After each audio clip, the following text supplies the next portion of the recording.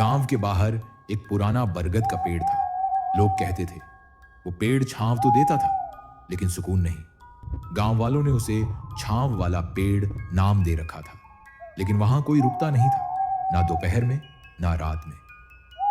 ये कहानी है सुमित कास की, जो एक फोटोग्राफर था और गांव गांव घूमकर नायाब जगहों की तस्वीरें लेता था। उस दिन भी वो अपने डीएसएलआर कैमरे के साथ उत्तराखंड के एक गांव पहुंचा। दूर एक पहाड़ी पर बसा हुआ गांव, जहां नेटवर्क तो क्या, बिजली तक ठीक से नहीं थी। बारिश की शाम थी। हल्की ठंडी हवा और मिट्टी की खुशबू ने माहौल को रोमांटिक बना दिया था। लेकिन गांव वालों ने सुमित से एक ही बात कही, बारिश में उस पेड़ के पास मत जाना जो छांव देता है। सुमित को लगा ये बस कोई लोक कथा होगी, एक डर फैलाने वाला किस्सा। शाम के 6 बजे बारिश तेज हो गई और सुमित अपने कैमरे के साथ उस पुराने बरगद तक पहुंच गया। पत्तों पर गिरती बारिश की बूंदें, पेड़ की मोटी जड़ें और दूर पहाड़ों की गहराई, एकदम परफेक्ट सीन।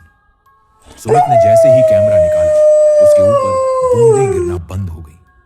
उसने ऊपर देखा, वही छांव वाला पेड़ था। उसे पूरी तरह ढक चुका था। पर तभी कैमरे के लेंस में कुछ झलकता है।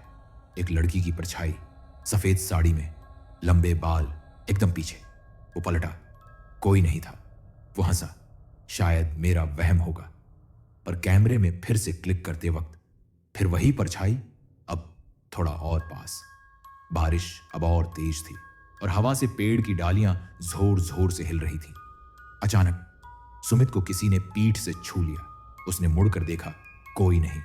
लेकिन अब उसके कैमरे की स्क्रीन पर एक मैसेज फ्लैश हो रहा था, अब तुझे भी यहीं रुकना होगा, हमेशा के लिए। सुमित डर कर पेड़ से भागा, पर उसका पैर किसी जड़ में फंस गया और वो जमीन पर गिर पड़ा।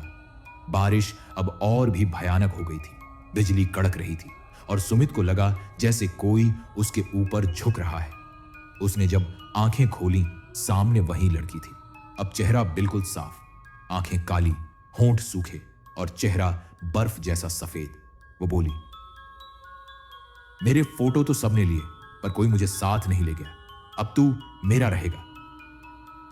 सुमित चीखा, पर आवाज जैसे किसी ने खींच ली हो। अगली सुबह गांव वालों को पेड़ के नीचे सुमित का कैमरा मिला, पूरी तरह सूखा, जबकि पूरी रात बारिश होती रही थी। कैमरे की आखिरी फोटो में था वो छांव वाला पेड़ और उसके ठीक नीचे सुमित खड़ा था और उसके पीछे वो लड़की जो मुस्कुरा रही थी। सुमित जब गांव से लौटा तो सिर्फ शरीर लौटा था। आत्मा तो वहीं उस बरगद की जड़ों में कहीं दफन हो गई थी। उसकी आंखों में अब भी वो एक तस्वीर चिपकी थी, एक पुराना पेड़, भीगी जमीन और उस पेड़ की छांव में खड़ी एक लड़की, जो हर बार तस्वीर बदलने पर कुछ और करीब आ जाती थी। दिल्ली की चकाचौंध में अब उसके कमरे की दीवारें भी गांव की मिट्टी सी महकने लगी थीं। और सबसे अजीब बात यह थी कि हंस के काशी और काशी, उसके कमरे में बारिश होने लगी थी। सिर्फ उसके कमरे में, जैसे वो कोई और जगह बन चुका था। हर रात खिड़की पर बूंदों की आवाजें नहीं, नाखून खटखटाते थे और दरवाजे के बाहर पानी की साड़ी सरकती हुई दिखती थी, मानो कोई खड़ा है पर दिखाई नहीं दे रहा। उसका डीएसएलआर कैमरा, जो कभी उसका सबसे करीबी दोस्त था, अब एक अभिशाप बन गया था। कैमरे की स्क्रीन जब भी जलती, सिर्फ एक ही तस्वीर रहती, सुमित के पीछे वो लड़की जो अब मुस्कुरा रही थी, पर उसकी आंखों में एक जला हुआ संसार था। एक रात सुमित को लगा जैसे वो नींद में नहीं और उस पेड़ के नीचे वापस पहुंच चुका है। बारिश हो रही है और वो लड़की अब उसकी आंखों में सीधे देख रही है, जैसे कह रही हो, तेरे जैसा ही एक और आया था, उसने मुझे छोड़ दिया, तू नहीं जाएगा। जब उसकी चीख सुनाई दी तो उसका दोस्त रोहन दौड़ता हुआ अंदर आया।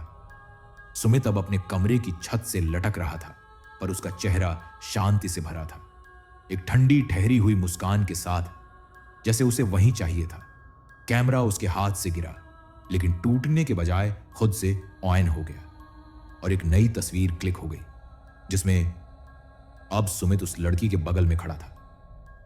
कुछ हफ्तों बाद वही कैमरा OLX पर दिखा। नया डीएसएलआर बेहद सस्ता। जिसने भी उसे खरीदा उसके घर में वही घटनाएं दोहराई जाने लगी। बारिश, भीगी परछाइयां और कैमरे से आती आवाज, अब तू मेरा है। लेकिन जिस कहानी में मौत होती है वहां कभी न कभी कोई मोक्ष लाने वाला भी आता है।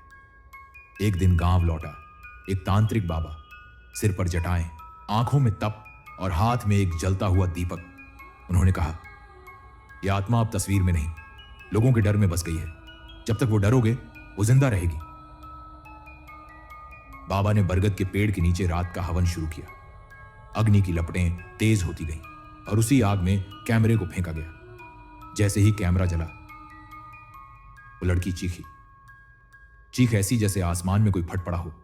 पूरा जंगल हिल गया और बारिश की बूंदें उलटी गिरने लगी।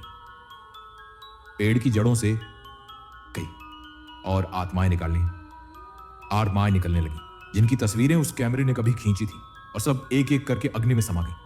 सिर्फ वो लड़की रह गई, अकेली, डरी हुई, जलती हुई। उसने बाबा की ओर देखा और फूट फूट कर रो पड़ी। मैं बस याद रहना चाहती थी, इसलिए तस्वीरों में बंद हो गई। बाबा ने आंखें मूंदी और कहा, अब तुझे मुक्ति मिली।